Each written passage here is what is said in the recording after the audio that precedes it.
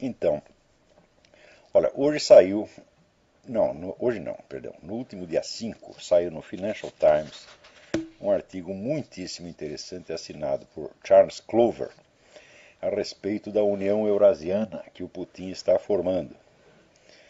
É, e aparece então aqui uma declaração do professor Alexandre Dugin, muito importante. Ele disse: nós tivemos de esperar 25 anos para que essas palavras, União Eurasiana, pudessem ser pronunciadas em público pelos nossos líderes. Foram 25 anos de trabalho subterrâneo. Então, se você quer conhecer a política de um país e quer saber para onde as coisas vão, você tem que estudar a atividade dos intelectuais maiores, das lideranças intelectuais maiores do país, que não são as pessoas mais visíveis. São gente que não, dificilmente você vê na televisão, pode ver de vez em quando, tá certo? Mas são pessoas cujo poder de influência você não mede assim em termos de mídia. Porque eles não influenciam o povão, eles influenciam a liderança direta, tá entendendo? Então, é nesses grupos de intelectuais que se forma a política do futuro. E qual é a obrigação do analista político, do estudioso? É ver o que esses intelectuais estão fazendo, o que eles estão aprontando, o que eles estão planejando e o que vai acontecer no futuro. Não é uma questão de você prever. Se você, o camarada está dizendo, olha, eu vou fazer isto, mais isto, mais isto, mais isto, mais isto, então é natural você supor que se ele não for impedido, ele vai fazer exatamente o que ele está dizendo que vai fazer.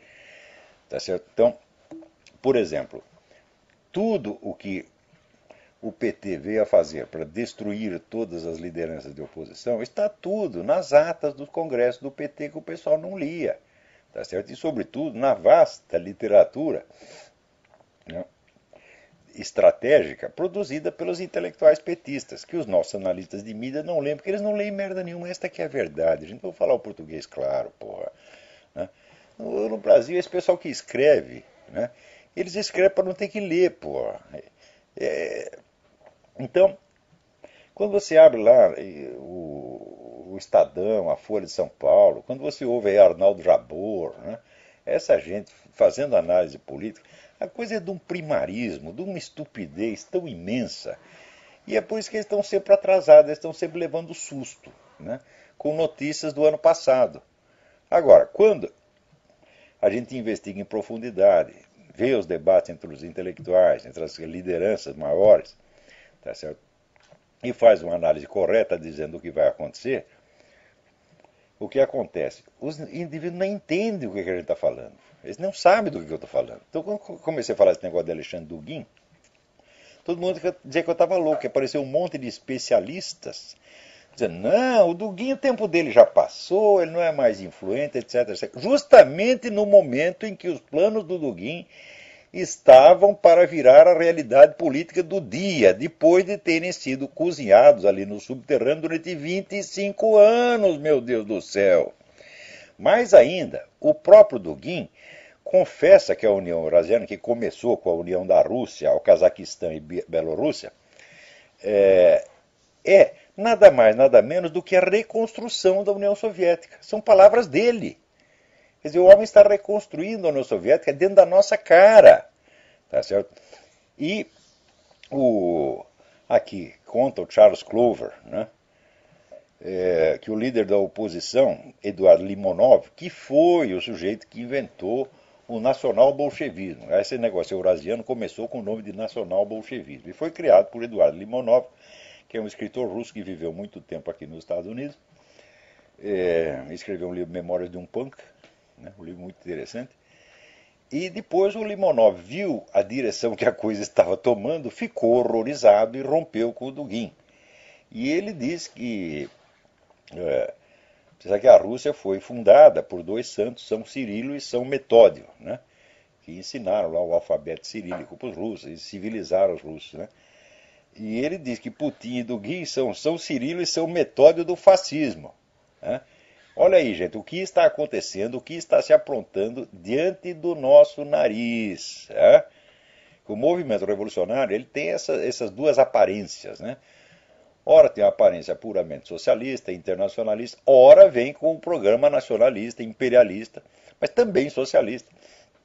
Né? Então, Quando você pensa que os problemas acabaram, não é aí que eles estão começando, meu filho.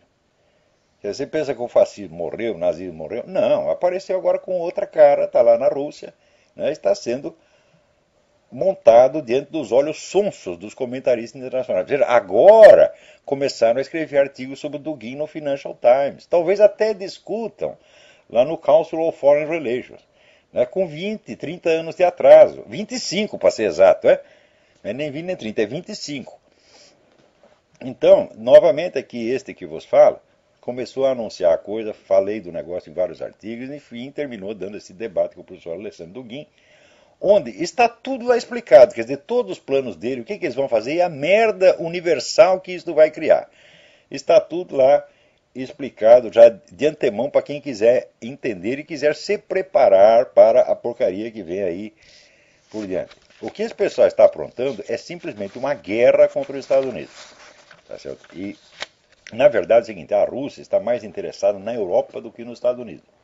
Mas, na China, já existe, né, o famoso discurso do general, como é o nome dele? Xi Haotian, feito já há vários anos atrás, dizendo que o problema da China é o mesmo problema que o Hitler via na Alemanha, o problema do espaço vital. Né? Quer dizer, tem chinês pra caramba e a gente não tem onde colocar eles, então nós precisamos de terras. Mas, continua ele, qualquer país aliado dos Estados Unidos que a gente invada, os Estados Unidos vão reagir. Então não adianta você querer invadir a Índia, né? Querer invadir países da Europa. O negócio é invadir direto a América, porra. Que daí já resolve o problema, já pega as 3 Américas juntas, né? Então isso aí é um plano que está sendo desenvolvido na China há muito tempo. Quer dizer, a Rússia vai ocupar a Europa Ocidental e os chineses querem aqui atacar e ocupar o território americano. Quer dizer, os camaradas começam a discutir isso com 20, 30 anos de antecedência, às vezes muito mais. Tá certo? Mas acontece que os comentaristas de mídia só leem mídia, eles só leem o noticiário do dia ou da semana.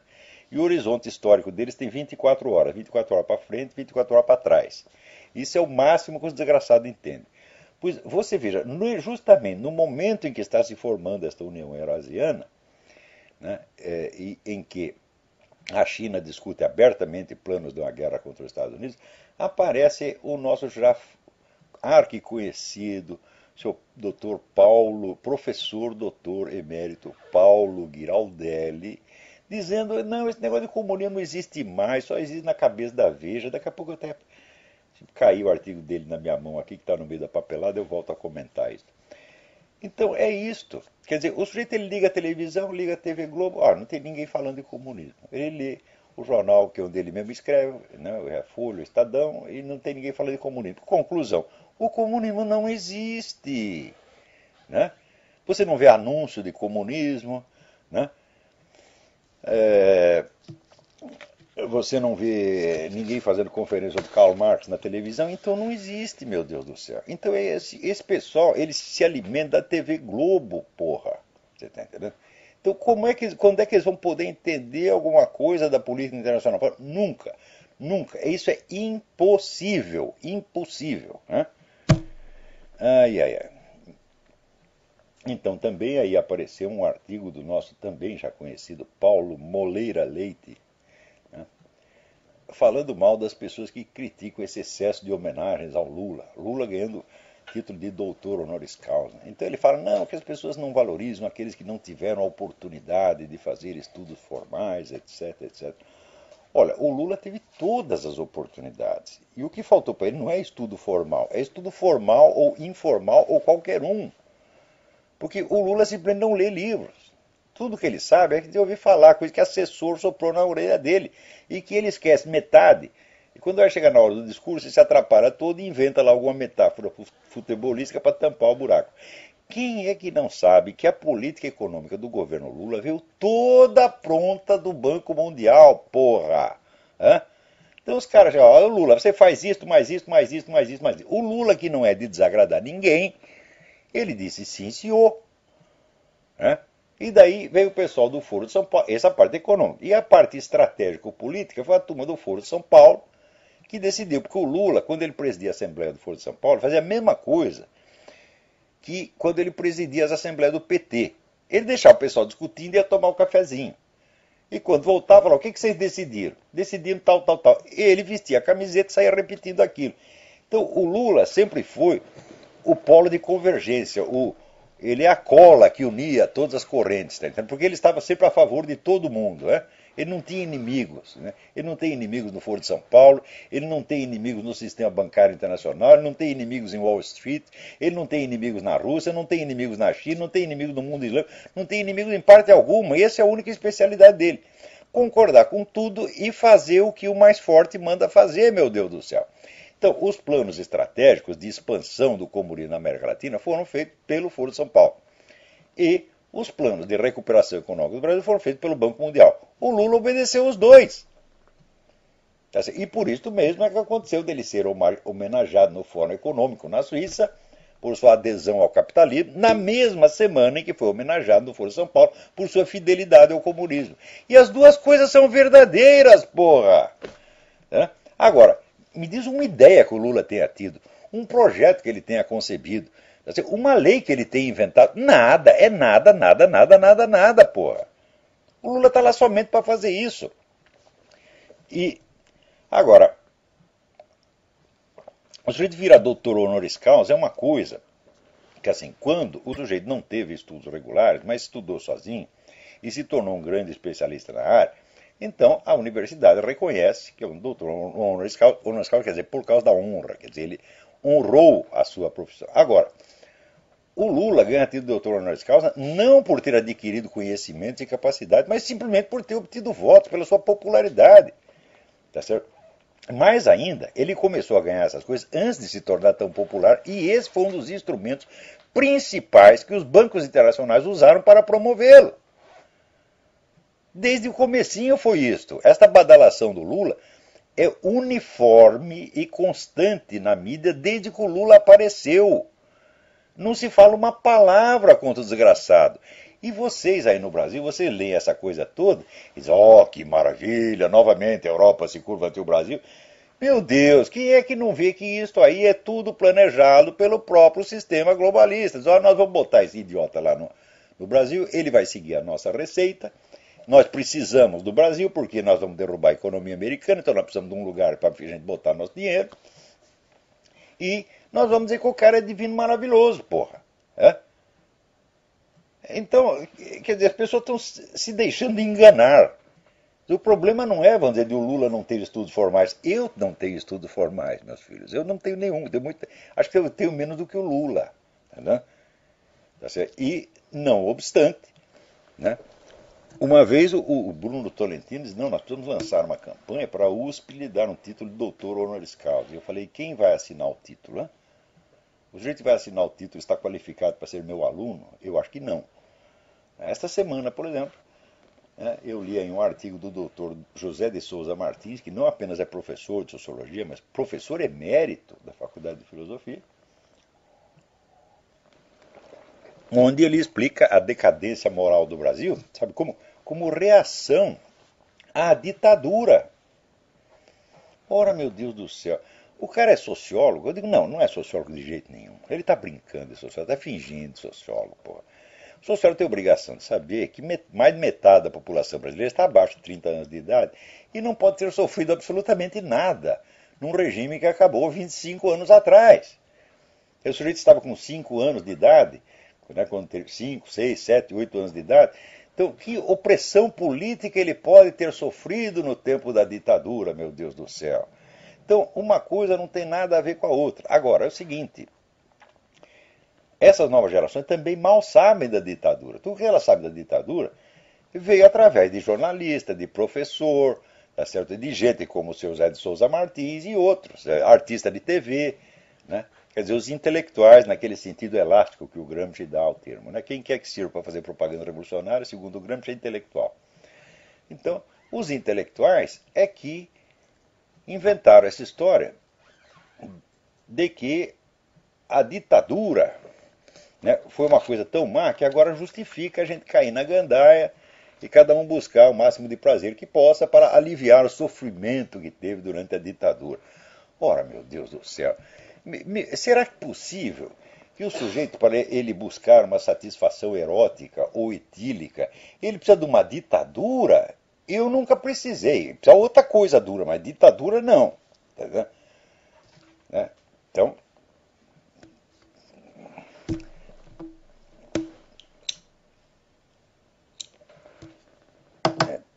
tinha até a história do velhinho que acordou de madrugada gritando abaixa a ditadura. A mulher dele pensou que fosse outra coisa, ficou todo animado.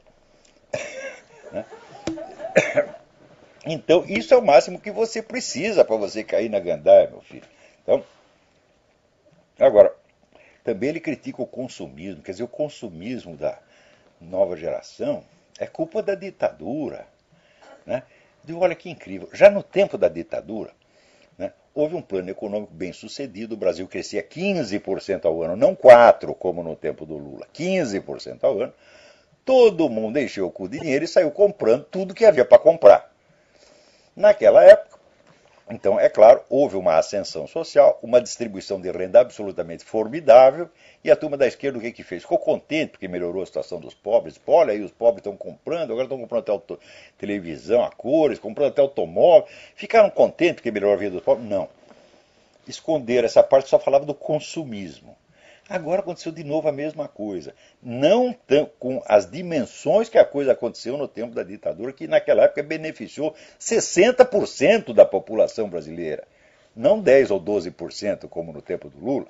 Quer dizer, foi uma ascensão social muito maior, distribuição de renda muito mais significativa. Né?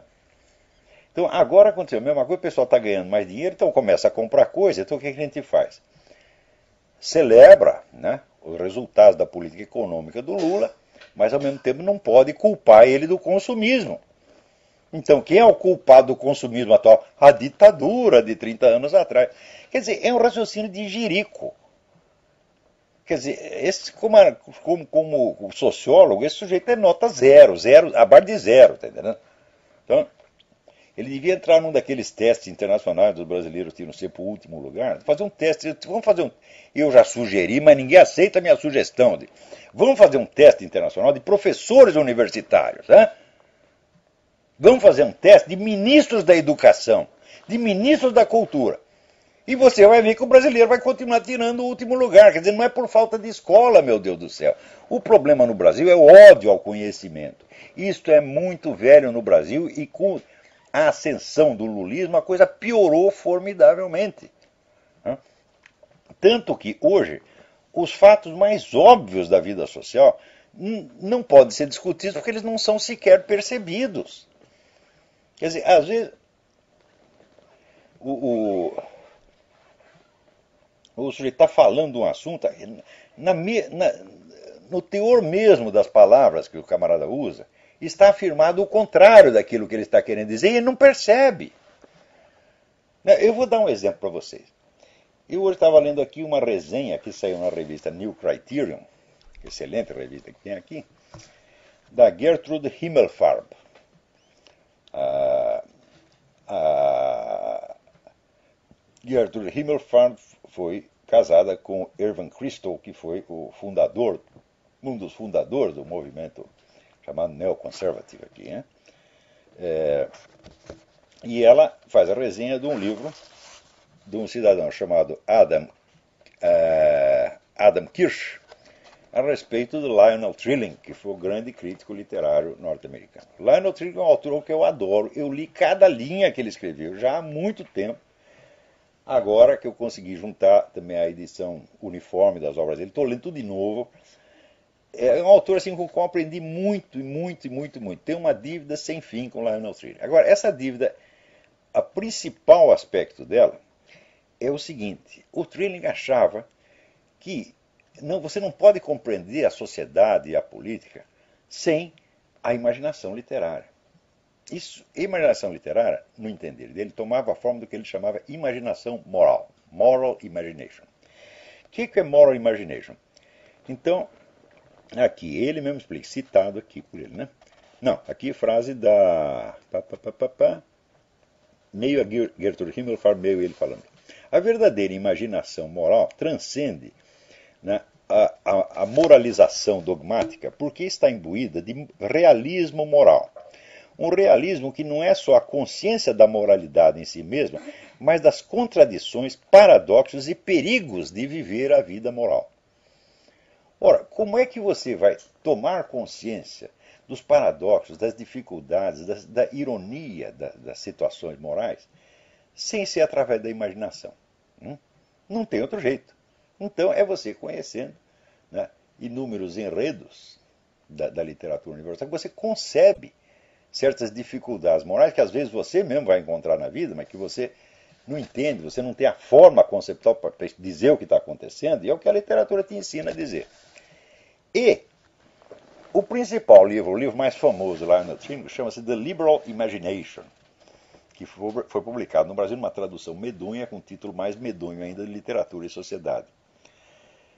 O certo seria A Imaginação da Esquerda, porque liberal nos Estados Unidos quer dizer esquerdista. Quando é direita é conservative. Então, conservative versus liberal. Então, seria a imaginação esquerdista, ou o imaginário da esquerda, uma coisa assim seria o título certo. E ele diz o seguinte, que até aquela época que ele publicou, os anos 50, não havia nos Estados Unidos uma tradição intelectual conservadora. Havia apenas uma tradição esquerdista, que era dominante no país. E que o principal problema com essa tradição esquerdista era a sua falta de imaginação moral. Porque o esquerdista só entende assim, o bem e o mal. O bem é ele, o mal é o outro. Ele não é capaz de perceber ambiguidades, dificuldades, etc. Eu vou provar isso para você. Por exemplo, né, se você olha uma fotografia de um bebê no ventre da mãe, e você vê, né, aquela criaturinha já formada, aquela carinha de bebê, então você se internece por aquilo. E você tem um natural sentimento paterno de querer proteger aquela vida. Se um esquerdista vê você fazendo isto, ele diz, isso é nazismo, isso é fascismo, e ele já quer prender, matar, você está entendendo? Ou, no mínimo, calar sua boca. Quer dizer, um sentimento humano normal, até banal, tá certo? Visto do ponto de vista esquerdista, é uma coisa monstruosa. Quer dizer, o esquerdista não é capaz de ampliar a sua imaginação para entender o sentimento do outro. Para que um conservativo, os conservativos são os caras que melhor descreveram a psicologia da esquerda. Começa falando Dostoiévski, né? Shakespeare, né? Goethe, né? Então, mas a figura de um conservativo na imaginação esquerdista é apenas um estereótipo monstruoso. É uma coisa estranha, esquisita. Vou lhe dar outro exemplo. Você tem aqui uma mulher e tem um homem vestido de mulher. Você instintivamente percebe a diferença, é uma coisa inteiramente normal, um sentimento espontâneo. Né? E você vai se sentir um pouco constrangido de chamar de senhora um sujeito peludo do tamanho do Schwarzenegger, tá certo? Com dois sutiãs cheios de borracha. Isto, na cabeça do esquerdista, é preconceito, é homofobia, é ódio anti-gay. Ou seja, ele não é capaz de entender nem sentimentos banais que os outros têm. Quanto mais sentimentos mais complexos, mais refinados. Tá certo? E esta incompreensão moral da esquerda é antiga. É antiga. Veja, já no século XIX, cita aqui a Gertrude Himmelfarb, John Stuart Mill aconselhava, que era um esquerdista militante, aconselhava os seus companheiros a ler as obras de Samuel Coleridge, que é um poeta e um filósofo conservador, justamente por causa disso. Ele diz, olha, ele vai ampliar a sua imaginação, você vai entender mais os seres humanos você lendo Coleridge, porque não tem nada disso, nada de parecido com isso na esquerda. Olha, você vê as obras inteiras de Karl Marx. Lê esse Karl Marx inteiro, eu não li inteiro, mas eu li, olha, uma boa metadinha, hein? Você não encontra o menor sinal de compreensão da psicologia alheia. É só estereótipo, é só esquema. Então, você pega os grandes psicólogos, você não tem um esquerdista, meu Deus do céu. Olha, o Dr. Freud era um conservador, Jung era um conservador, Maurice Pradine era um conservador, né? O Viktor Frankl era um conservador. Me mostra que o psicólogo de esquerda é assim, é behaviorista, segue o Dr. Pavlov, é só aquele esqueminha de dar choque no cachorro, porra. Então, você veja, aqui a Gertrude Himmelfarb está lamentando que os caras não estão mais lendo Trilling, né, esqueceram, tá, mas que é muito importante, que esse livro do Adam Kirsch mostra exatamente isso. O livro chama-se Why Trilling Matters. Por que Trilling é importante? Né? O livro que acabou de sair. Não tá, eu não li o livro, não está nem na livraria ainda, já encomendei. Né? Aliás, assim, eu tenho até medo de citar autores, né? Porque é o seguinte, a gente pega um autor, estuda de trás para diante, dá aulas, dá conferências, ensina as pessoas, etc, etc. Daí aparece o picareta atrás, como esse seu Edson Oliveira, tá certo? Ou como esse seu Nogueira, e diz, vamos ganhar um dinheiro com isso. E sai lá, o seu Nogueira, por exemplo, acaba de publicar as traduções que ele fez do Xavier Zubiri. Ora, o Nogueira, quando começou a traduzir o Xavier Zubiri, isso vai fazer quase 20 anos atrás, ele não entendia uma palavra daquilo lá. E eu praticamente tinha que dar uma aula para ele todo dia. Ele estava preparando a tradução para a editora Record, na série Biblioteca de Filosofia. Tradução de El Hombre y Dios. Né? Então, além das aulas normais que eu estava dando sobre o Xavier Zubiri, cujo mérito, aliás, não era meu, porque metade do que eu entendi do Xavier Zubiri eu devo ao grande pioneiro que foi no Brasil, o padre espanhol Xavier Sotil Bailos, que era diretor de um seminário em Brasília, onde eu dei várias aulas durante 2 anos, inclusive sobre o Xavier Zubiri, mas eu confesso que o que me tornou inteligível, né, o Xavier Zubiri foram as apostilas do padre Xavier Sotil. Que há muito tempo eu perdi a comunicação com ele, é uma pena, porque era um grande homem. Ele esteve no Brasil um tempo, voltou para a Espanha, sei lá onde está. Então, eu, em parte com as minhas próprias leituras, em parte com o que havia aprendido do padre Xavier Sotil, ia lá trocando em miúdos aquilo, né, e acertando ali a tradução do Carlo Nogueira, onde havia dúvidas, dificuldades. Para ele, aquilo era novidade total, ele nunca tinha lido Xavier Zubiri, né? Depois dei várias aulas a respeito na realizações, etc. Ou seja, aplanei o caminho dessa gente toda e mais ainda, coloquei lá os livros do Xavier Zubiri num plano editorial para o seu Edson Oliveira da Realizações, né? Exercendo, portanto, gratuitamente o papel de diretor editorial. Agora saem os livros do Xavier Zubiri e os caras nem para dizer, olha, isso aqui foi um plano editorial do Olavo de Carvalho que nós estamos realizando agora, mas nem para dizer isto, porra. Quer dizer, isso é um bando de picaretinha, tá certo?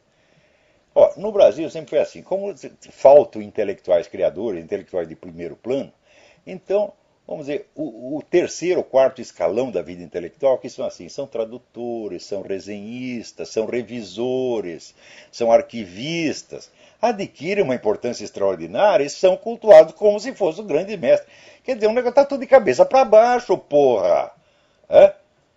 Então, isso já era assim no tempo do Lima Barreto. Leia o Lima Barreto, que ele descreve isto que eu estou lhe dizendo. Isto há 100 anos, mais de 100 anos atrás já era assim. Agora piorou. Tá certo? Então o pessoal vem aqui, olha, saiu o livro do Xavier Zubiri. Ó, por um lado eu fico contente, porque saiu o livro do Xavier Zubiri. É ótimo que saia. Tá certo?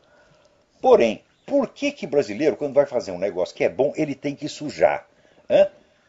Quer dizer, ele faz, né, um bolo, um doce assim, e depois tem que pôr um pouquinho de merda em cima, porque senão não tá bom. Por quê tem que ser assim? Por que a coisa não pode ser íntegra, correta? Já dizia São Tomás de Aquino, a ação boa é aquela que é boa na intenção, no planejamento, nos meios de execução e no resultado.